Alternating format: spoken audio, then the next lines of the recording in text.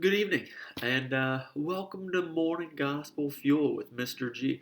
It is, first and foremost, happy birthday to my buddy Grant, who's up there in heaven right now, celebrating his 12th birthday in the timeless eternity of heaven. And then and continue to pray for his parents as well, um, as I'm sure today is a very difficult day for them. Excuse me.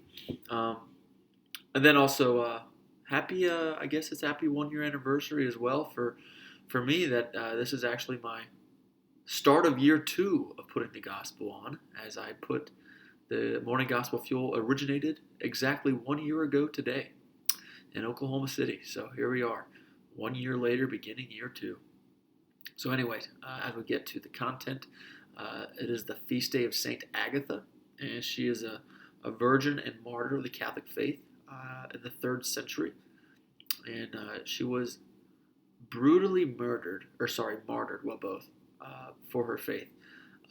Within that, so feel free to look up Saint Agatha. She's one of the saints and martyrs that are mentioned during the Roman canon at Mass. So anyway, she is the patron saint of Sicily, breast cancer patients, as well as rape victims. Today's gospel is a continuation from yesterday, from Mark chapter 6, verses 14 through 29. Let's begin in the name of the Father, Son, and Spirit. Amen. King Herod heard about it, and for his fame had become widespread, and people were saying, John the Baptist has been raised from the dead. That is why mighty powers are at work in him. Others were saying, he is Elijah. Still others, he is a prophet like any of the prophets. But when Herod learned of it, he said, it is John whom I beheaded. He has been raised up. Herod was the one who had John arrested and bound in prison on account of Herodias, the wife of his brother Philip, whom he had married. John had said to Herod, it is not lawful for you to have your brother's wife.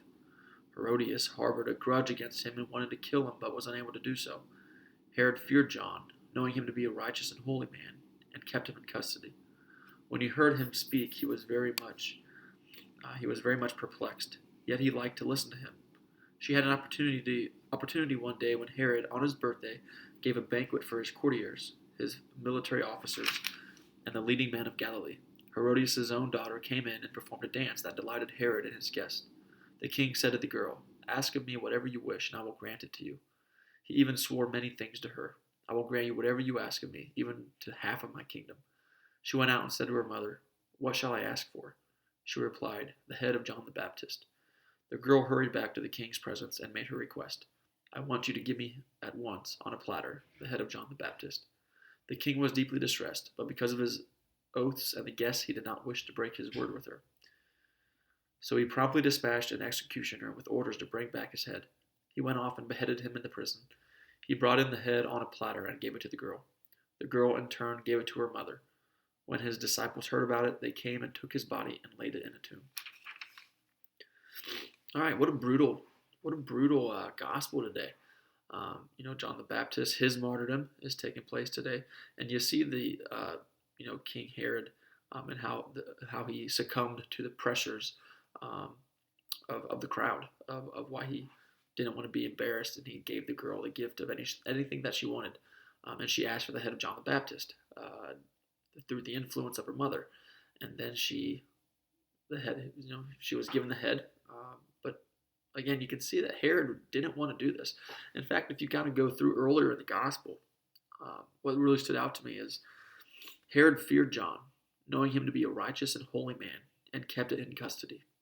Because John called him out of saying you can't marry the wife of your brother. So John is speaking truth and speaking what's best for him, and Herod doesn't like it, and he feels intimidated by John the Baptist. So again, I'm going to read that again.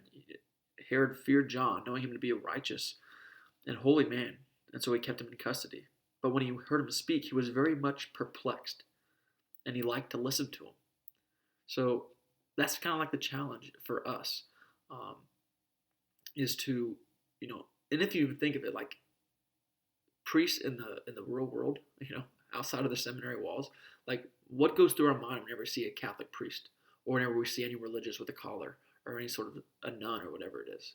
Like, do we suddenly perk up, or do we suddenly act like we need to become better just because we're surrounded by the piety that they possess supposedly?